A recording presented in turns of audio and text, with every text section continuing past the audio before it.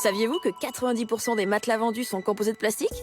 Découvrez tous les produits naturels de la gamme Kipli sur kipli.com. Eh bien, peut-être faut-il accepter de perdre un tout petit peu la liberté de ce confort, de façon à sauvegarder ce qui n'est quand même pas tout à fait un détail et qu'on appelle le monde. Séverine, comment vas-tu?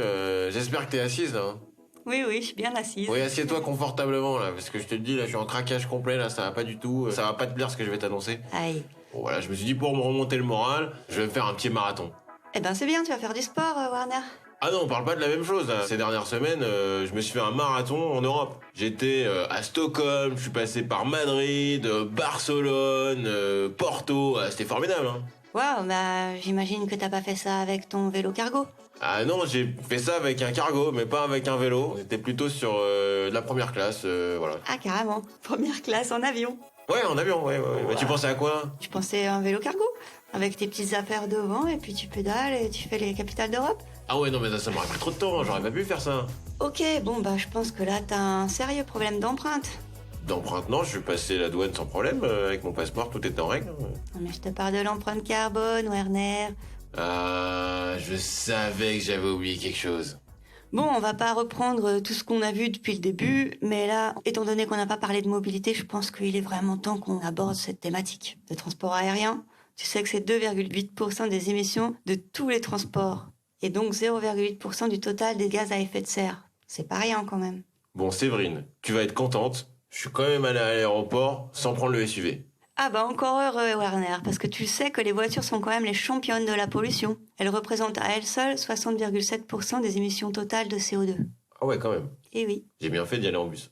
C'est la meilleure solution. Est-ce que tu l'as fait par principe d'économie? Bon, je me suis dit que c'était plus sympa de prendre les transports en commun. Super. Et il y avait des embouteillages? Ouais, bah tu sais, dans les grandes villes, il y a toujours des embouteillages, mais bon, nous, bobos, ça nous permet de râler, hein.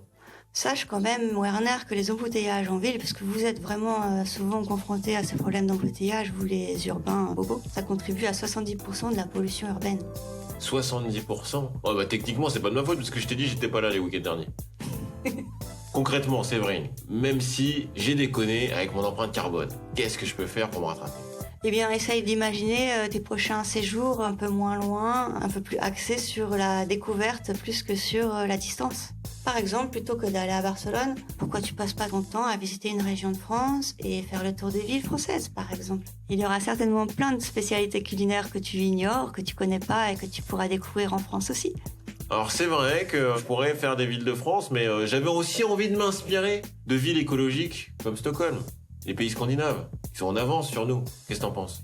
Est-ce qu'il n'y a pas des moyens de bouger dans sa tête et dans ses idées sans forcément partir en voyage express?